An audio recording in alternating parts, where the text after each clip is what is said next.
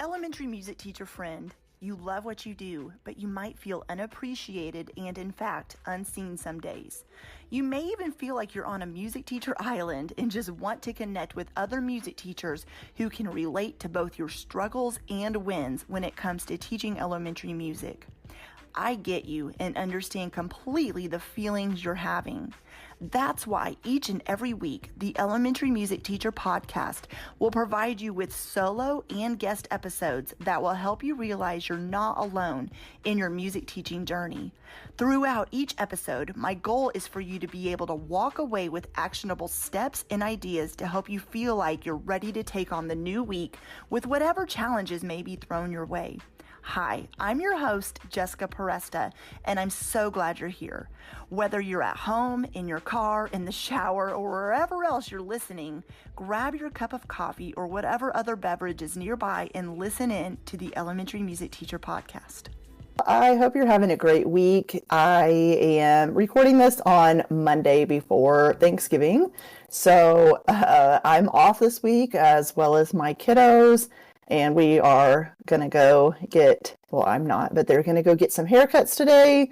We're going to start prepping some, appetizer type of food for all the various get-togethers that are being planned this week. And then I have just some fun stuff planned today. I'm going to go to lunch with some friends and taking one of my sons to baseball practice later. So it's a pretty low-key day. And these don't come around very often. So going to be taking full advantage of it.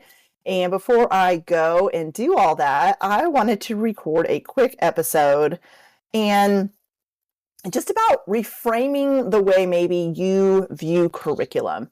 I know, if you're listening to this in real time, tomorrow's Thanksgiving and you're like, yeah, I don't really care right now.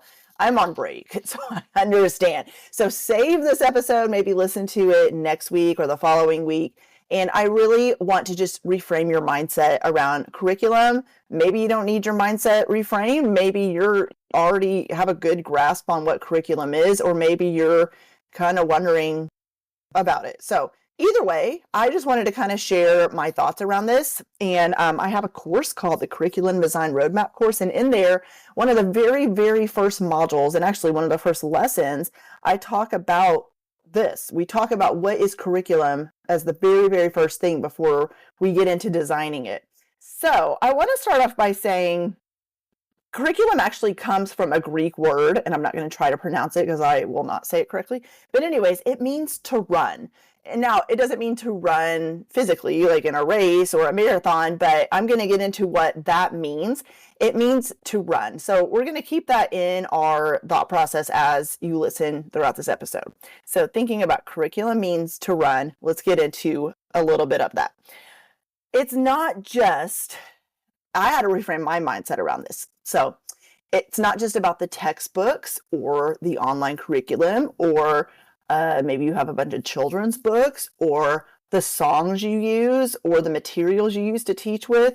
Curriculum is not just about that. Now, I think what's confusing is when we hear the word curriculum thrown around, we hear there are curriculum experts. I have also told you I have developed curriculum for different, like virtual Virginia. I developed curriculum for them. I worked with some other education companies to help them with their education, their curriculum. But curriculum is not just about the stuff. So I'm going to kind of explain it from a curriculum developer viewpoint as well as a teacher viewpoint.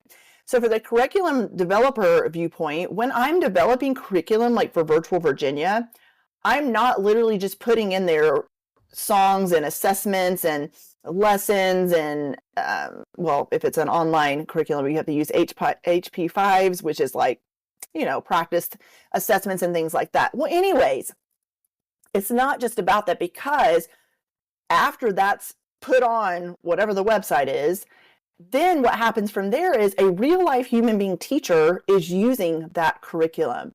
So I don't know how everybody else does it, but when I do it, I say, in fact, one of the curriculums I helped develop it was an essentialized course, which was basically taking a full music course and turning it into a user-friendly course for kiddos with special needs. And so I try to do that with everything I do, like looking at the viewpoint of people may not do it the way I do it. They may not want to teach it the way I'm presenting it. So I always say, this is the flow. This is how you could use this. And this is how much time you could spend on these things. This is how you could assess. I usually give a couple different assessments or a couple different song ideas or things like that. So therefore, the teacher's allowed to make an informed decision. And honestly, if they choose to not use any of the songs I provided or the lesson, if they don't want to follow the flow the way it's presented, they can always, on their end, they have editing privileges to be able to edit it as their own. If you are in my Harmony membership, that's the way I've designed that membership site. My brain isn't working, sorry. And so basically, I literally provide a year's worth of curriculum or lesson plans, but I make it editable so you can add in your own standards. You can add in your own teaching materials. You can frame it the way you want to teach the resources. And by the way, I'm talking about my course and membership site. If you go to thedomesticmusician.com and then you click on the top where it says courses, you'll find both of those there and you can read more about them and sign up if it looks like something you need. So anyways, so curriculum, basically keep in mind, although it includes the stuff, it includes the how, it includes the what you want to do, when we go back to the phrase to run, is you're going to run with it and you are going to focus on the what and the how. So how do you do that? How do you focus on the what and the how when you see this curriculum laid in front of you? And maybe, like I said, you don't want to use it just like it is. You don't want to use it as is. You want to make it your own. And that actually is part of curriculum design, is making it your own. So it's not about the stuff you have, but the way you use it and how you use it. So this means you could have a varied combination of resources at your disposal, but it's how you use it is what matters. So if you've listened to this podcast for any amount of time, you know I have shared my story from the very beginnings of my very first teaching position. I walked in with nothing except for old textbooks that I found hidden in the closet, or actually it was like a big bookshelf. I don't know how to explain it. Well, anyways, they were buried deep in there. And so that's all I had.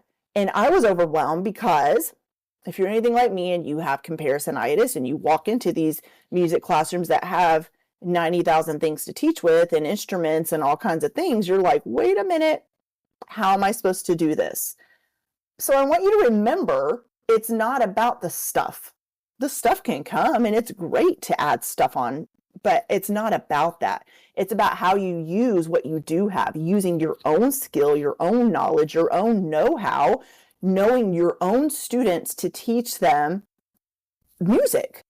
It doesn't matter if you have the latest technology, the greatest curriculum, if you have no textbooks, if you have a million textbooks, it doesn't matter.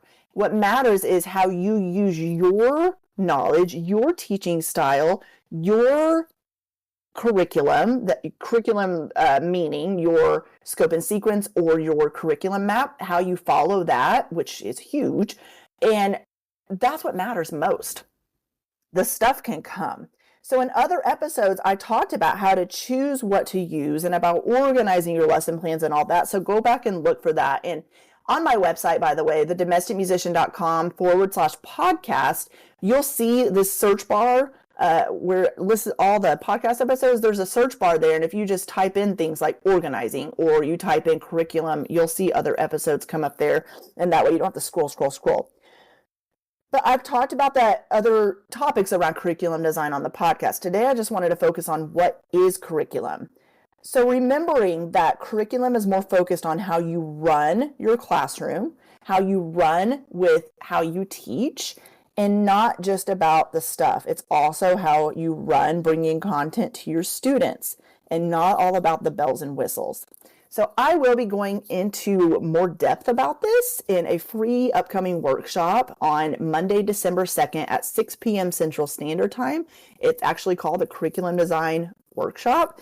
And you can join me by going to subscribepage.com/curriculum design workshop, or simply just click on the link in the show notes. If you cannot join me live, there will be a replay sent out for a limited time for you to watch as well. But I really do go into how to simplify lesson planning, designing a curriculum that works for you and your students. I walk you through the beginning stages of designing a curriculum map and scope and sequence, talk about what the difference is between the two. I share real life examples of mine, and I answer any questions you might have at the workshop. So I'd love for you to join me. So your key takeaway from this episode is just remembering, when you're focused on curriculum, you're not thinking about what is out there. You can eventually get to that point, but right now focus on what you have, focus on your students, focus on how you're teaching the content, focus on your long range planning, and then the short range planning. And then you can get into what is out there to use the latest and greatest trends and all that stuff. So I hope you are having a great break, and I will be back next week with a brand new episode where I'm going to be talking about why trial and error is a good thing. Well, hey there. Thank you so much for listening into the Elementary Music Teacher Podcast. There is an exclusive Facebook group just for listeners of this podcast and any elementary music teacher called the Elementary Music Teacher Community Facebook group. Come on over and join us there, where we have conversations around the podcast episodes and encourage each other each and every week. And also head to my website, thedomesticmusician.com. I have some free resources there that you can download to help you gain traction in your classroom today, as well as the blog and the membership site and all kinds of other goodies to help you keep going in your music teaching journey. I cannot wait to keep connecting with you and encouraging you and spurring you on in your journey of teaching elementary music. Hang in there, have an amazing week, and I will see you soon.